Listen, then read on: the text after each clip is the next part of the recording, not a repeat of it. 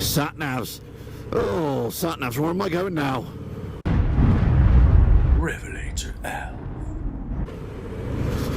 Hello, welcome to RevelatorAlf. I hope you enjoy the channel and the series. Please like, share, subscribe, leave loads of comments below. Check out the website, RevelatorAlf.com. So in this video, look, I'm in preparations for the endurance ride, the Harley Dealership Endurance ride all around Great Britain. Going to every single Harley dealership in less than 48 hours. I'm aiming for 36. I'm testing out various bits of equipment. I've got a spare sat-nav here, kindly donated to me or lent me by a fellow called Dave, so thanks very much for that. Had a few issues getting it working this morning on the bike, but all is good now. And yeah, just testing out lots of other things. I've got these bar mitts on here, which are going to keep my hands nice and toasty. Old school stuff, but it's going to work probably better. I've done even a little bit of sewing work there, you can see, just to keep them wrapped around the handlebars a little bit more. I might even put some tape around it, some duct tape around the edge there to try and stop that airflow a bit more as I can. So I've gone over the whole bike with ACF 50 as well, not so much because the weather's going to be crappy, it's just on the route just in case it turns a bit cold, and they've put some chemicals down, at least I was sort of protecting that a little bit. I've gone all over the bike, and I'll be going all over the bike as a pre-ride check anyway, and I always suggest you do that anyway if you're going to go on a long ride, of course. Now, see if I can get out here in front. There we go.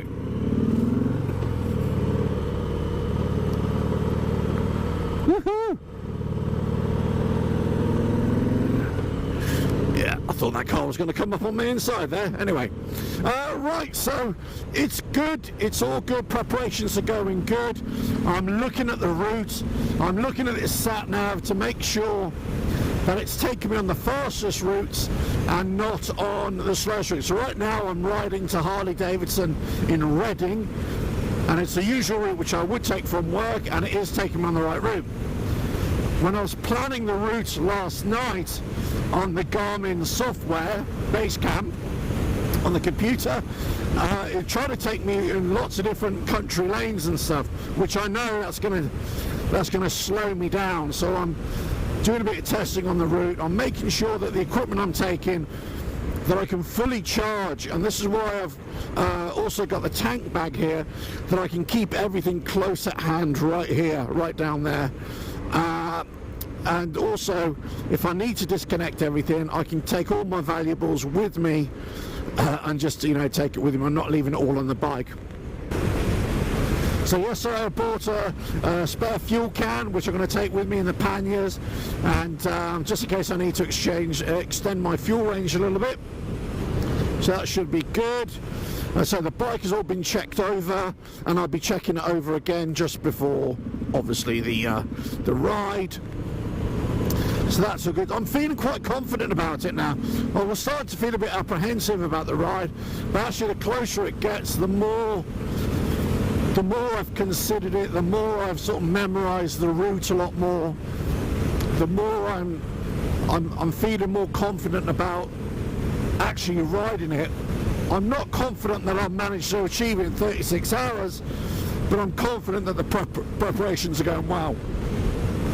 I know where my weaknesses are, and I know where the weaknesses in my equipment is, so I'm trying to counterbalance that, or counteract that right now, with some bit of ingenuity. I know that rain and discomfort is going to be a big issue, so I'm trying to look at different ways to manage that as well. I also know that this bike is more suitable, the riding position is more suitable for this kind of ride. It's a lot more comfortable. The only problem is the seat. The seat on long distances isn't that comfortable.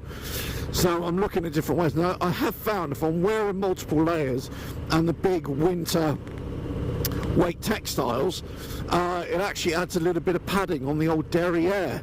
So that's already helping. I can already tell it's helping on some of the longer rides I've already done the last couple of days. So it's yeah, the preparations, I'm sort of finding out little things about the sport glide as I go. Yeah, I think one of those things, if you're going to do these sort of rides, no matter what bike you're on, you kind of got to ride it conservatively and upright. That doesn't mean you can't, you know, roll on the throttle when you need to, but you kind of, you play the percentages more than actually just try and go hell for leather. You know, it might work for some, but most people you're going to come unstuck. So I'm taking lots of spares with me. You know, if you watch my other video about taking spare tools, that's essentially what I'm taking with me. I'm going to be taking all the puncture repair kit, tyre inflator, all that kind of stuff that if I can do a quick repair on the road, just keep me going, you know, that should work as well. So all this is in hand. The only other thing now that I'm really trying to work out all the little differences is this, what I'm doing now, the recording, and what kind of footage I can get for you guys. That's my big concern right now, is having to do all the stops and trying to get footage at the same time.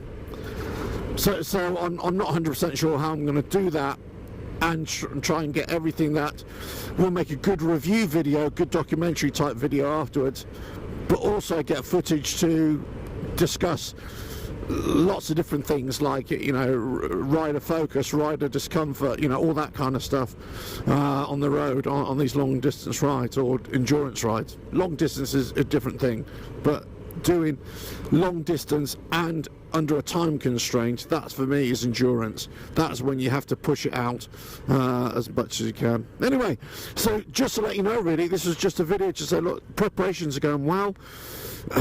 I think you do need to prepare for these rides. You need to think about all the eventualities, what can go wrong, and that's essentially how I'm approaching it.